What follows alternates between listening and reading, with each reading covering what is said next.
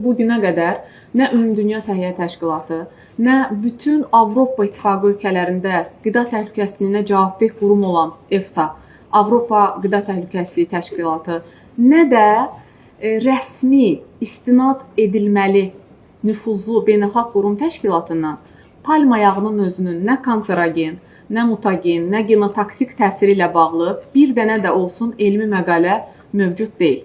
Bu məsələ elmi müstəvidə çox aydın tənzimlənir və ən birincisi, əgər belə bir elmi sübut olsaydı bugünə qədər, elə ən birinci beynəlxalq qida qanunvericiliyində bu öz əksini tapardı. Hansı ki, digər bitki yağları ilə bağlı bildiyiniz kimi müəyyən məhdudiyyətlər mövcuddur. Palma yağında nə təhlükə ola bilər?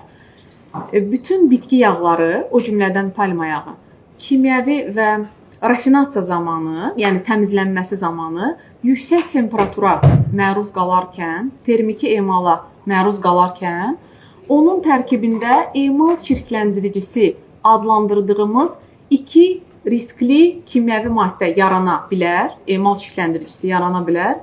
Elə məhz dövlət nəzarəti də bundan ötəridir ki, həmin məhsulların emalı zamanı məhsulun təhlükəsizlik və keyfiyyət göstəricilərinə cavab verməsi təmin edilsin.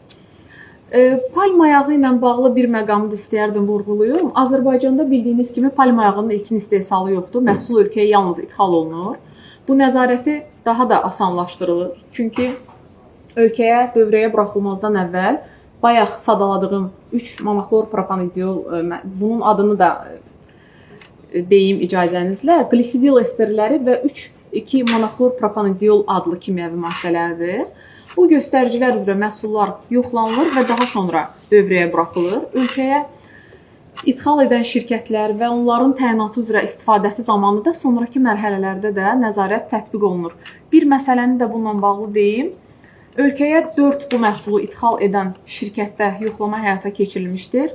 Nümunələr götürülmüşdür. 30-dan artıq nümunə müayinəyə cəlb olunmuşdur. Nəticədə 6,5 tona yaxın məhsul məhv edilmişdir və 63 ton məhsul utilizasiya edilmişdir. Yəni, təyinatı qida məqsədli yox, qeyri-qida sabun istehsalına yönəldilmişdir.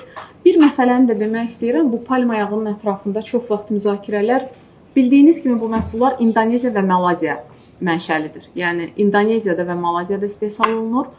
Zamanında bu məhsulların palma plantasiyalarının genişlənməsi məqsədi ilə kütləvi şəkildə meşə qırılmaları olmuşdur və bununla da bağlı ekologiyanı müdafiə edən qurumların narazılığına səbəb olmuşdur. İkinci bir məqam da var. Palma yağından ümumiyyətlə 2 cür yağ palma meyvəsindən 2 cür yağ əldə etmək mümkündür. Bir onun meyvəli, lətli hissəsindən, bir də tumundan, yəni çəyirdəyindən əldə edilən yağ. Onun meyvəli hissəsindən əldə edilən yağ qida sənayesində istifadə olunur.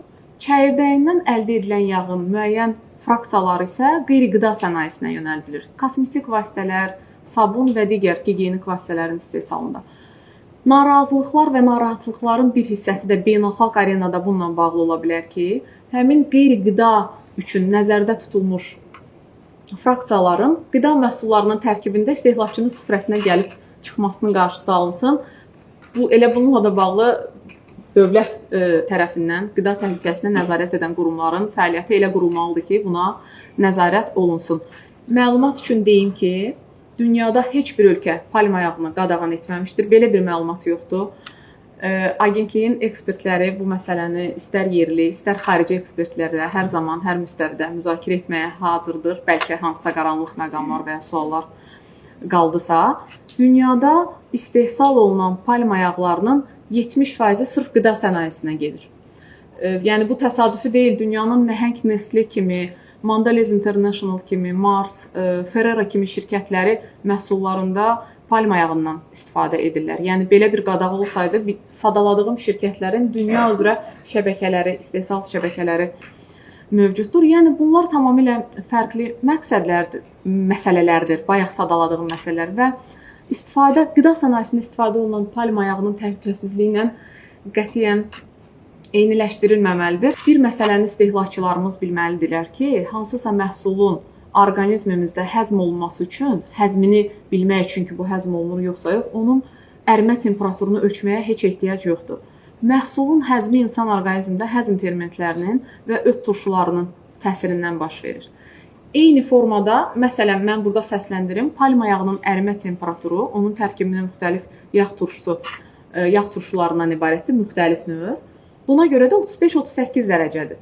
Eyni dərəcələrdə də hər kəsin istehlak etdiyi şokolad məhsullarının tərkibindəki kakao yağı da eyni ərimə temperaturuna malikdir. Amma heç kəsdə bu suallar yaranmır ki, görəsən şokolad istehlak edəndə bu əriyəcəkmi mənim orqanizmimdə? Bir alternativ də sadəcə maraq üçün misal deyim. Hamımızın, dədə-babalarımızın min illərlə istehlak etdiyi, hamımızın da sağlam qida kimi qəbul etdiyimiz, bildiyimiz təbii məhsul qoyun quyruğu. Ərimə temperaturu 42 dərəcədir. Ancaq heç birimizi bu sual narahat etmir. Çünki bunun həzmə heç bir aidiyyatı yoxdur.